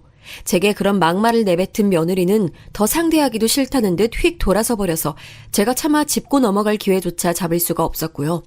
사사건건 제가 무슨 말을 하거나 무슨 행동을 하면 저를 향해 국민학교만 나온 무식함으로는 안 된다는 식으로 시비를 걸어오는 며느리 때문에 전 화병에 걸려서 속이 부글부글 끓었어요. 말을 막무가내로 할 때만 빼면 요즘 젊은 사람답게 거침없고 가식 없는 모습이라며 그런 식으로 저는 애써 제 안에서 며느리를 포장해 주려고 하다가 그런 스스로에게 자괴감이 들었어요. 내가 지금 얘를 왜 감싸주고 못난 부분을 못 본 척 해주려는 건가 싶어서 이대로는 안 되겠다는 생각에 며느리를 저희 집으로 불러서 진지하게 물어봤어요. 만약에 오해가 있다면 풀고 싶단 마음이었죠. 왜 제게 말을 아무렇게나 하는 건지 며느리에게 그 이유가 뭐냐고 속에 있는 생각을 다 꺼내보라고 했습니다. 제가 그냥 가감없이 툭 터놓고 말씀드려보자면요. 어머님으로부터 제가 배우고 본받을 거리가 하나도 없는 것 같아요. 존중할 게 없으니까 저도 예의 차리기가 싫어요. 아니 솔직히 국민학교만 나오셨다는 거가 전 아무리 생각해도 너무 좀 창피하고 충격적이기까지 해서요. 그 정도로 배움이 짧고 열악한 환경에서 자란 무식한 옛날 분들은 제가 텔레비전 같은 매체에서나 본 것 같은데요. 아니면 머리가 백발이 되신 노인분들이야 뭐 너무 옛날이었으니 학교를 못 다니신 게 이해는 되죠. 근데 어머님께서는 대체 가정 환경이 어땠고 스스로 의지가 얼마나 부족했으면 중학교도 졸업을 못하신 건지. 이 부분을 생각 안 하려고 해도 자꾸만 걸려서 말이죠. 며느리의 날카롭고 매서운 발언이 이어지는 동안 저는 망연자실한 상태가 됐어요. 그간 저를 향한 며느리의 멸시 가득한 태도가 제 안에서 조금의 과장도 이뤄지지 않았고 오히려 제가 짐작해온 것보다 며느리는 저를 많이 낮잡아보고 있었다는 사실에 속이 차갑게 가라앉더군요. 반면에 눈시울은 시큰하니 뜨끈하게 달아올랐죠. 이 현상을 말로 표현해보자면 서러움 혹은 분노였을 것 같네요. 그럼 너는 내가 의지라는 것이 부족해서 중학교를 못 마쳤다고 생각하는 거니? 넌 어쩌면 그렇게 네가 살아보지도 않은 시대 속에 네가 처해보지도 않은 내 상황을 그렇게 쉽게 판단하고 평가 내릴 수가 있는 거야? 중학교 졸업장만은 따고 싶다고 가족들한테 강력히 주장하시면 되는 거였잖아요. 어떻게 해서든지 공부를 더 하시면 되는 거 아니었어요? 제 짐작으로는 그 정도 공부쯤은 더 하실 수 있었을 것 같은데요. 학교 더 다니고 싶다고 가족들한테 말씀은 해보셨고요? 아니 나는 그렇게 할 생각을 아예 못했지. 왜냐면 나는 내가 의뢰 공장에 가야 하는 줄로 알았기 때문이야. 그때는 주변도 다 그랬기 때문에 어쩔 수가 없었어. 이거 보세요. 내가 이럴 줄 알았어. 역시 타고나길 생각이 짧으신 거였네요. 어머님, 이런 게 바로 유전이라고 하는 거예요. 다른 걸 유전이라 하는 게 아니라 저만 봐도 딱 다르잖아요. 저희 집안은 유전적인 특성상 다들 지적인 면모를 지니고 있고요. 학업에 대한 욕구나 열망도 기본적으로 타고났다고 볼 수 있어요. 일가 친척 전부 다 통틀어서 대학 못 나온 경우를 찾아보기가 힘들고요. 이러니 인생 망친 사람이 아무도 없죠. 어머님은 지금 하는 일 하나도 없이 초라하게 이런 재미없는 생활을 하시잖아요. 재산이 많기라세요? 아니면 개인 능력이 뛰어나기라세요? 결혼해서 며느리 만들어준 아들, 그리고 집안에서 혼자 돌연변이로 태어나 공부 잘해서 외국 나간 딸. 이런 자식들한테 기대서 남은 평생 아무것도 안 하시려는 거 너무 뻔하다고요.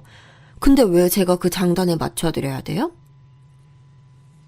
며느리가 비죽비죽 짙은 웃음을 지으며 으스대더군요. 그 말을 곱씹어보자면 그러니까 자기 집안 유전자와 저의 집안 유전자는 급이 다르다고 주장하는 셈이었어요. 마치 제 속내를 자기가 다 간파했으니 씨알도 안 먹힌다고 생각하는 듯 굴고 있었고요. 자기가 수준 낮다고 조롱하는 저에게서 태어난 제 아들과 결혼을 한 몸이면서 앞으로 아이도 낳고 살 거면서 어쩜 저런 말을 할 수 있는지 도저히 이해하기 어려웠습니다. 진작에 알아보긴 했지만 며느리의 인성 수준이 너무나도 저급하다는 것을 제가 다시금 깨닫게 됐네요. 제가 도저히 안 되겠어서 한마디 날리려고 했더니 며느리가 선수를 치며 귀를 막았어요. 양손으로 자기 귀를 막더니 눈을 찌푸리면서 저를 쳐다보고는 고개까지 살짝 젓더군요. 세상에 아직 날아들지도 않은 자기 시어머니 잔소리를 듣기 싫다고 귀를 막고서는 인상을 쓰는 막장 며느리가 있다는 경우는 제가 들어보지도 못했고 주말 드라마에서조차 본 적이 없었어요. 그것도 제가 괜한 상황에서 한마디를 하려던 게 아니라 하도 며느리가 경우 없이 굴기에 따끔하게 일침을 놓아주려던 것뿐인데 제 면전에서 귀를 막는 모습에 말문이 막히더군요. 며느리는 자기 짐을 얼른 챙겨서는 제게 인사도 없이 신발장으로 향했어요. 무식한 나이 든 사람을 상대하는 것은 정말 피곤하고 힘든 일이라며 신발을 신는 동안 저에게까지 들리도록 혼잣말을 하는 것에 정말로 기가 찼습니다. 머리 끝까지 화가 난 제가 현관으로 달려가 봤으나 며느리가 더 빨랐어요. 얄미우리 많지 잽싼 동작으로 집을 나가 사라져버렸고 저는 그날 지끈거리는 머리를 부여잡느라 혼났습니다. 저는 며느리가 어떤 인물이든 잘 지내보고 싶은 마음뿐이었고 아들이 가정 꾸려서 안정적으로 화목하게 사는 모습을 보고 싶다는 바람뿐이었건만 왜 사태가 이렇게 된 건지 너무 속상했어요. 이게 다 국민학교만 나온 제 탓인가 싶은 나약한 생각을 했다가 고쳐먹었고 그러자 제 안에서 그동안의 며느리가 보여준 언행을 곱씹는 동안 서서히 불꽃이 타오르기 시작했죠. 가만히 있어보자. 그간 참고 배려하느라 노력하는 바람에 그렇게 구는 게 아예 습관이 돼버렸네. 이건 필시 잘못됐다. 남들이 이 상황을 본다면 뭐라고 생각할까? 되바라진 며느리보다도 등신같이 끌려다니는 시어머니를 답답하다며 욕하진 않을까? 정신 차리고 똑바로 처신하자. 생각에 생각을 거듭하다가 저는 지난 저의 행동들을 돌아보았고 필요 이상의 배려는 나 자신의 가치를 낮추는 것이라는 결론을 내렸어요. 먼저 떠난 남편이 본다면 이 상황을 분명히 용인하지 않을 터였죠. 그런 확신을 가진 채로 저는 아들에게 먼저 연락을 했습니다.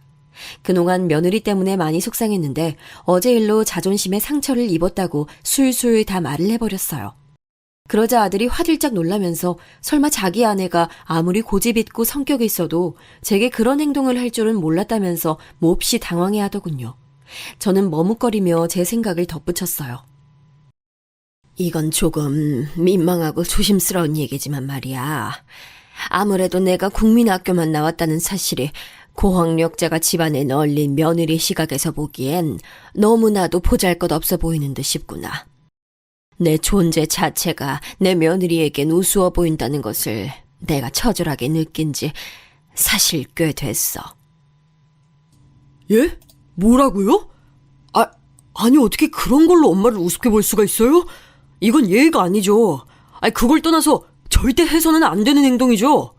제가 단단히 이 문제에 대해서 따지고 일러줄게요.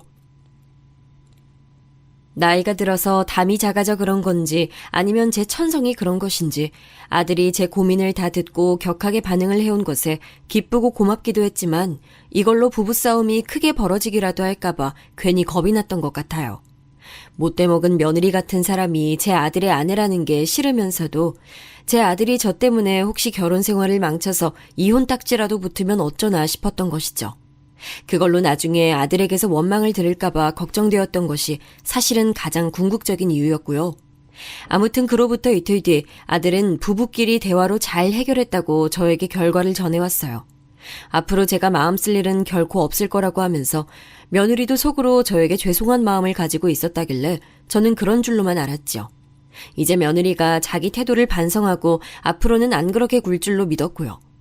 다음에 얼굴 보면 진솔한 얘기나 며느리와 나눠야 되겠다고 저는 그렇게 생각을 하고 있었는데요. 며느리가 저에게 먼저 연락을 해왔어요. 자기한테 하실 말씀 있지 않느냐고 물어보길래 그렇다고 했더니 자기도 저한테 용건이 있다면서 만나자고 했죠. 그래서 제가 아들 며느리 집에 방문하겠다고 했어요. 맛있는 간식도 사다 놓아주고 싶어서였죠. 간단하게 장을 본 뒤 그걸 양손에 들고 저는 왠지 모르게 설레는 기분으로 도착을 했습니다. 며느리가 허심탄회하게 자기 속을 털어놓으며 저에게 사과를 하는 그림이 머릿속에서는 그려지고 있었죠. 지난 시간 동안 며느리로부터 당한 자잘한 수모들을 떠올리면 속이 뒤집혔으나 그쪽에서 먼저 진심 어린 사과를 해온다면 저는 충분히 받아줄 용의가 있었던 거예요. 하지만 현실은 제가 그린 것과 전혀 달랐네요. 오셨어요? 그런 건 또 뭐하러 사오셨어요? 별로 달갑지도 않은데. 일단 앉으세요. 아들한테 쪼르르 달려가 이것저것 다 떠드신 심정이 어떤진 안 궁금하지만 앞으로 안 그러시겠다는 약속은 받고 싶으니까요. 저는 제 귀를 의심해야만 했어요. 한쪽 인매를 비뚤게 당기며 웃는 며느리는 명백히 저를 비웃고 있었고 제가 2번 다시 나대지 않았으면 좋겠다는 자기의 바람을 똑바로 내놨습니다. 서로에게 유감인 점은 당사자끼리 해결을 해야 맞는 것이고 저처럼 아들에게 치맛바람 펄럭거리는 엄마는 전형적인 무식하고 비이성적인 인간상이라고 했어요. 저는 며느리와 부엌 식탁에 마주보고 앉은 채로 헛웃음을 내뱉었네요. 커피나 차는 고사하고 냉수 한 잔 안 내어준 며느리의 태도에서 저를 향해 사과할 마음도 없고 반성도 전혀 안 하고 있음을 아주 잘 알 수 있었죠. 며느리가 이렇게 말하더라고요. 어머님, 저라고 힘든 일 없고 짜증나는 일 없었겠어요? 사실 매일 스트레스 받는 부분들이 많았는데 저는 제 친정 식구들에게 아무 말도 안 하고 그냥 혼자 감내하면서 묵묵하게 지내왔어요. 근데 어머님은 뭐예요? 아들한테 미주알 고주알 다 떠들고서 해결을 해달라고 징징거리셨죠? 제가 이번에 깨달은 건데요. 어머님보다 제가 정신연령이 높아도 한참 더 높은 것 같아요. 정신연령? 네가 지금 나를 사고분별 옳게 못하는 사람으로 보는구나. 그게 사실이잖아요. 앞으로는 2번 다시 아들에게 찡찡거리며 다 일러바치고 며느리로 혼내달라고 하는 시어머니로 살지 않겠다고 저한테 맹세를 해주셨으면 하네요. 그 당당한 요구에 제가 얼이 빠져버렸죠. 그리고 며느리는 명절이나 생일이 아닌 이상 제 얼굴을 안 보고 살 거라고도 했어요. 이 모든 황당한 말들, 그걸 홧김에 뱉은 게 아니라 순전히 자기 본심이었다는 것을 입증하듯 며느리는 아주 태연했고요. 낯빛이 어두워진 저를 앞에 두고도 자기 손톱 끝이나 들여다보면서 입바람을 후 부는 여유나 부리고 있었어요. 저에게 이런 모욕을 주고도 앞으로 결혼 생활할 자신이 있냐고 조용히 물어봤더니 며느리가 크게 웃었습니다. 하나도 안 무섭고 전혀 겁나지 않는다면서 아예 배를 잡고 웃더군요. 아둔한 저를 닮아서 어딘가 약삭 바르지 못한 제 아들을 자기가 열심히 조종하면서 잘 살아보겠다는 며느리의 말까지 듣고서는 저 역시도 웃어버렸네요. 일부러 그런 게 아니라 정말로 제 안에 깊숙한 곳으로부터 웃음이 막 튀어나왔어요. 아마 하늘에 있는 제 남편도 이 모든 상황을 지켜보다가 딱 이 찰나에 웃음을 터뜨렸지 않을까 싶었네요. 내가 아주 재밌는 인물을 내 며느리로 들인 거였구나. 내가 지금까지 너한테 잘해주려고 이왕이면 시집 온 김에 행복하고 즐겁게 살았으면 하는 바람으로 널 전적으로 배려해주려 노력한 내 자신이 후회가 되는 참이네. 그러지 말고 정신에 곱비 풀린 네 수준에 맞춰서 놀았다면 아주 흥미로운 고부관계가 됐을 텐데 너무 재미없게 지낸 것 같네. 그간 내가 대충 남겨주니까 네가 끝도 없이 기어올라도 되는 줄 알고 이 지경으로 까부는 걸 보니 이건 내 잘못이렸다. 네? 갑자기 뭔 뚱딴지 같은 말씀을 하세요. 어머님께서 이렇게 나오신다고 해서 제가 사과라도 넙죽 들을 줄 아셨나요? 어머님께서 본인 잘못이라고 여기신다면 안 말릴게요. 네, 모두 다 어머님 잘못으로 하세요. 며느리가 조금 당황한 얼굴로 그러나 입에는 여전히 싸가지를 상실한 채로 나불거리는 동안에도 저는 피식 웃어대고 있었어요.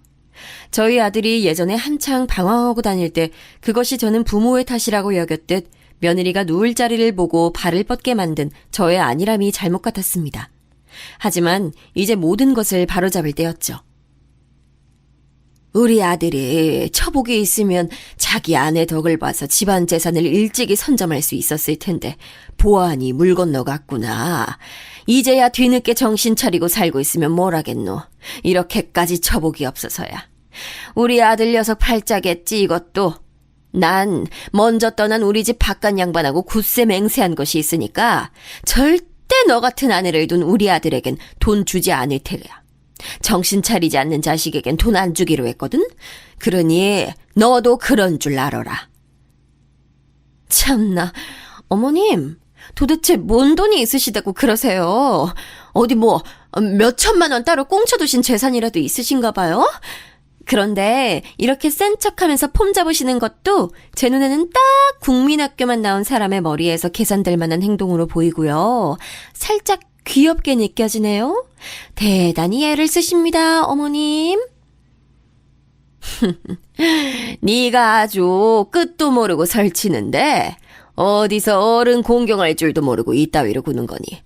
등신처럼 그간 숙여준 나도 나지만 이 정도의 성질머리까지는 용케 안 드러내고 지내온 너도 참 너구나. 그래, 내가 국민학교만 나와서 가방끈이 상당히 짧다. 하지만 사는 데는 지장이 하나도 없다 이거야. 학력 부족해서 무식하다는 소리 좀 들으면 어떠니? 내 자신이 70억인데 이 정도면 아예 국민학교마저 안 나와도 될 법했지 않니? 호쾌한 제 목소리를 끝으로 숨막히는 침묵이 따라왔어요. 며느리는 난데없이 몸에 마비가 걸린 사람 마냥 딱딱하게 굳어서는 숨도 안 쉬고서 멍하게 변한 눈빛으로 저를 쳐다보고 있었네요. 그 반응에 제가 재차 웃고 말았습니다. 자기 시어머니는 자기 남편의 모친인데 그런 어른에게 기본적인 예의도 지킬 줄 모르고 학력으로 사람을 멋대로 평가하며 계급을 낮잡아본 며느리 같은 천하의 아나무인도 거액의 숫자 앞에서는 얼음이 돼버린다는 것이 우습기도 하고 속이 시원하기도 했고 한편으론 다 부질없구나 라는 상념이 함께 들었대요. 며느리가 몸을 떨면서 힘겹게 입을 열었어요. 어머님, 제가 잘못 들은 줄 알고 지금 한참 고민했어요. 얼마라고요? 몇 억이요? 70억이요? 에이, 그건 말도 안 되죠. 전 그런 엄청난 재산 얘기 아예 듣지도 못했어요. 그 정도의 재산이 있으시다고 보기엔 사는 수준이 평범하시잖아요. 그러니까 방금은 허세 떨어보신 거죠, 그쵸? 왜? 내가 정말로 그 돈이 있을까봐 갑자기 심장이 벌렁벌렁거리든? 근데 어쩌나? 그 돈 진짜 있는데. 우리 부부는 원체 과시욕이 없었던 데다가 장남이라고 있는 아들 녀석이 자꾸만 엇나가 버릇을 하니까 그 돈 안 꺼내 보이고 살았을 뿐이야. 건물이고 땅이고 세상 천지에 자랑하며 내볼 것 투성이로 가지고 있지만 그러는 법 없이 사는 사람들도 있어. 그게 바로 네가 시집온 우리 집안이고. 아, 넌 우리 집안 재산의 덕을 볼 일이 없을 테니 크게 신경 쓰지 않아도 돼. 이제 며느리는 아예 사색이 돼버렸고 제가 허언을 하고 있지 않다는 것을 느꼈는지 앉은 몸을 더 떨기 시작했어요. 그러더니 정신이 완전히 나가버린 표정으로 어쩐지 생활비를 전혀 안 받으시는데도 사시는데 문제가 없는 것이 이상하다고 생각해왔다는 말을 계속 혼자 쭝얼쭝얼거리더니 갑자기 고개를 번쩍 치켜들면서 이렇게 외쳤어요. 어머님, 제가 잘못했습니다. 하지만 하나뿐인 아들에게는 돈을 주셔야 하는 거 아시죠? 네? 집안의 장남이고 기둥이잖아요. 부모의 재산은 자식에게 가도록 돼 있어요. 주기 싫다고 우기시면 어떡해요? 당연히 재산 주셔야 하고 저는 어머님 아들의 배우자로서 현명하게 그 재산 함께 활용할 수 있도록 노력할게요. 지난 일들은 다 잊고 어머님이나 저나 앞으로 잘 지내면 될 일이에요. 제가 달라질 거고 어머님께 효도하는 며느리가 될 테니까 부디 두고 봐주세요. 이딴 것도 사과라고 할 수 있을까요? 저는 이미 며느리가 제게 손이 발이 되도록 싹싹 빌어도 안 받아주고 싶은 심정이었건만 이런 저의 속도 모르고 아직 까불어대고 있었으니 어이가 없을 따름이었네요. 아들에게 돈을 안 주겠다는 것으로 며느리를 압박한 것이 없으나 저는 더 이상 참을 수가 없었어요. 당장의 며느리를 집안에서 치워버리고 싶었죠. 네가 대관절 뭐라고 함부로 내 결정을 미리 속단해? 너의 밑바닥을 이미 내가 다 봐버렸는데 받아들여줄 이유가 내게 있을까? 아무래도 없겠지. 그동안 나의 우라통을 터지게 만들고 내 두통을 악화시켜 주어서 내가 아주 너에게 고마워서 미치겠구나. 이제 슬슬 작별하면 좋을 것 같으니 당장 내 아들하고 이혼해. 못 배워먹은 내 눈에도 무식해 보이는 너 따위에게 우리 집안 핏줄을 잇게 할 수는 없으니까. 며느리는 너무 놀랐는지 제가 일가를 터뜨리자마자 바로 딸꾹질을 시작했어요. 그 때문에 말도 똑바로 뱉을 수 없었고 제가 짐을 챙겨서 집을 나서는 것도 만류할 수가 없었죠. 신발장 앞에서 며느리는 철푸덕 엎어지듯 무릎을 꿇었고 저에게 빌어댔어요. 계속 딸꾹거려서 말은 옳게 못 이었지만 죄송하다고 잘못했다고 두 손을 모아서 싹싹 빌더군요. 하지만 저는 그 모습을 내려다보며 짧은 코웃음만 쳐준 채 등을 돌려버렸네요. 자기가 저에게 아나무인으로 굴어댔었으니 뿌린 만큼 거둔다는 것을 그 순간 며느리는 깨달았을 겁니다. 닫힌 현관문 안쪽에서 며느리가 울부짖는 소리가 들려왔죠. 그 후로 아들하고 며느리가 엄청 다퉜어요. 여태까지 며느리가 그런 그릇된 행동만을 해왔건만 제 아들하고 다툴 명목이 뭐가 있었냐고요? 글쎄요, 며느리가 주장하기론 저희 집안 사람들이 다 한통 속으로 자기를 속였다고 했어요. 부자인 걸 말을 안 해줬으니 그걸 속이려고 작정한 거나 다름없다면서 말이죠. 제가 부동산을 그렇게 쥐고 있는 사람인 줄 알았더라면 자기가 저에게 무례하게 굴 일도 없었을 거라고 하더군요. 깍듯이 예의를 차려서 행동했을 거래요. 물질 만능주의가 팽배한 사회라고 하지만 이토록 대놓고 스스로가 속물적인 기준을 두고 있다며 드러내는 며느리의 모습이 제겐 곱게 보이지 않더군요. 이미 며느리라는 인물에게서 마음도 떠버린 후였지만요. 아들 또한 며느리에게 질려버렸어요. 둘이 다툴 때 홧김에 며느리가 제 아들의 뺨을 때렸다는데요. 아들은 그거 맞고서 너무 놀란 나머지 얼어붙어서 가만히 있었대요. 그러자 며느리가 기세가 등등하기라도 했는지 제 아들을 향해 집안 물건들을 집어던지며 악다구니를 썼다고 하더군요. 제 아들에게 화풀이를 한 거였죠. 이성을 잃고 화를 표출해댄 며느리를 피해서 아들은 늦은 밤에 집을 나서버렸고 자기 동생한테 전화를 걸었어요. 이런 상황이 돼서 너무 속상하다며 그간 있었던 일들을 다 얘기한 거죠. 똑 부러지는 제 딸은 자기 오빠한테 당장 병원 가서 진단서부터 끊으라는 현명한 조언을 남겼습니다. 아들은 어리둥절했지만 똑똑한 자기 동생 말을 곧장 따랐고 그건 며느리한테 맞은 중요한 증거가 됐어요. 저도 며느리가 제 아들을 때렸다는 걸 뒤늦게 알고 가슴이 철렁 내려앉았는데 금세 이혼이라는 결론이 나서 정말 다행이었죠. 며느리는 이혼 못한다고 울고불고 난리를 쳐서 오죽하면 그 형제 자매들이 와서 진정시킬 정도였네요. 이건 말도 안 되는 일이야. 내가 내 손으로 동아줄을, 황금줄을 자른 거였다고? 내 평생 언감생심 만져볼 수도 없는 70억을 그 집안 며느리 자리를 내가 스스로 걷어찬 셈인 거야? 이건 아니지. 세상에 이런 법이 어딨어. 이럴 순 없는 거야. 나 배울 만큼 배운 사람이고 우리 집안 다 똑똑한 사람들만 있어. 내가 이렇게 당할 것 같아? 원체 기고만장했던 며느리였으니 이런 일련의 상황들을 겪으며 정신적 타격을 받지 않을 수가 없었나 봐요.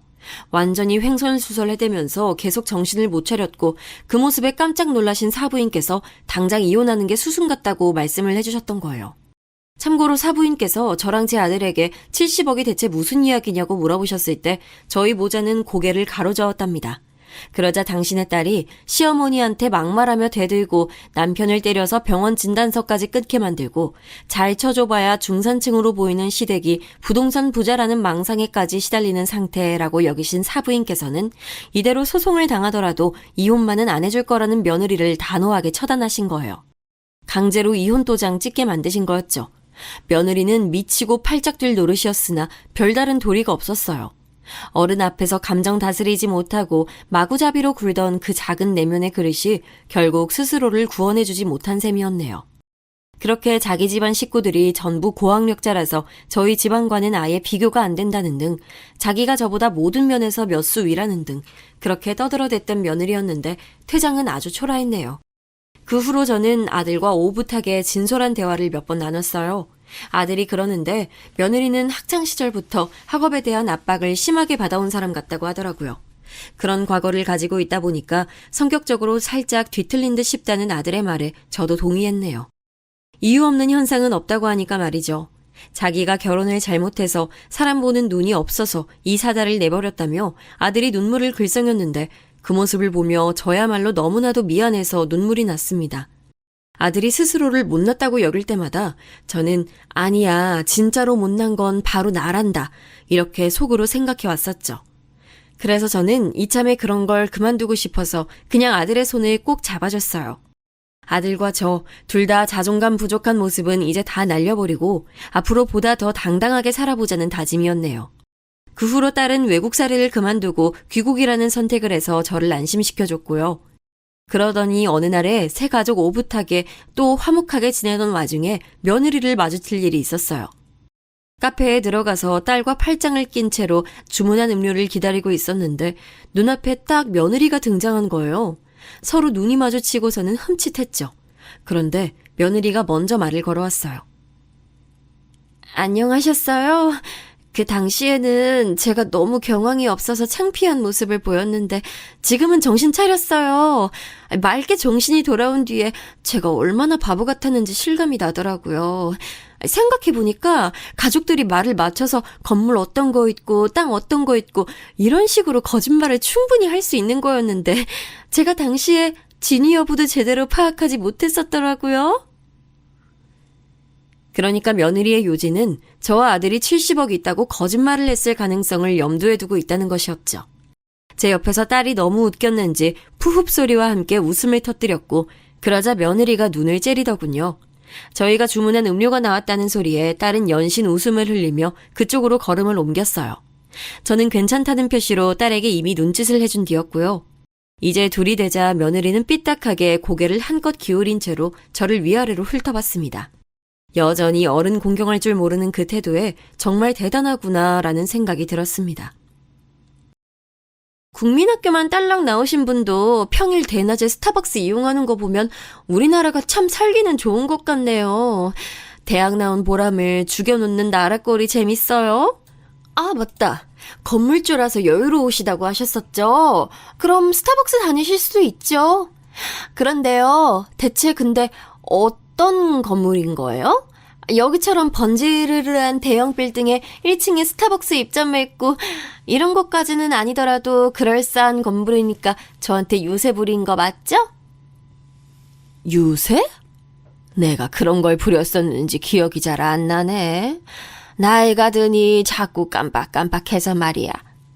그래도 바로 여기 이 건물이 내 소유라는 것쯤은 똑똑히 기억하고 살아.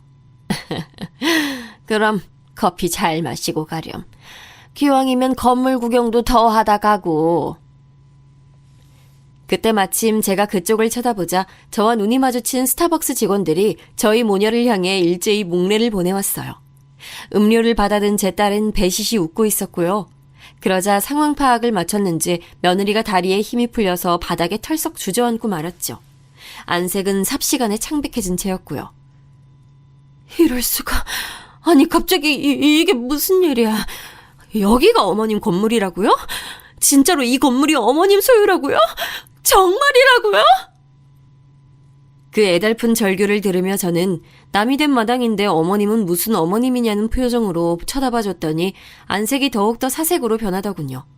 며느리, 아니 그 아가씨는 고개를 연신 흔들면서 이건 말도 안 된다며 중얼거렸고 저랑 딸은 그대로 내버려둔 채 가벼운 발걸음으로 매장을 빠져나갔어요. 바로 앞 도로에는 잠시 정차해둔 차 한 대가 있었고 저희 모녀가 가까이 다가가자 운전석에서 아들이 내렸어요. 씩 웃으면서 저 타라고 센스 있게 차 뒷문을 열어주던 아들이 갑자기 어딘가를 보고는 멈칫했죠. 저와 딸이 고개를 그쪽으로 돌려봤더니 통유리로 돼 있는 스타벅스에서 그 아가씨가 창에 딱 붙어서 저희 쪽을 보고 있었어요. 마치 귀신이라도 본 것처럼 창백하게 질려있는 표정으로 말이죠. 어쩌다 마주쳤다고 알려줬더니 아들이 한숨 쉬며 고개를 저었죠. 원래 아들은 예전에 구입했던 중고차만 알뜰하게 타고 다녔다가 이혼 이후 벤츠 신용을 뽑았어요. 이 적나라한 변화에 그 아가씨가 망연자실한 거였죠. 건물에서 뛰어나온 관리인 2명이 웃으면서 인사를 보내왔고 저희 가족은 배웅을 받으며 차를 타고 그곳을 벗어났답니다. 끝까지 마음에서 우러나오는 예의나 반성을 보여주지 못한 그런 인물이 저희 집안에 더 이상 존재하지 않는다는 사실을 저는 새삼 다행으로 여기며 가슴을 쓸어내렸네요.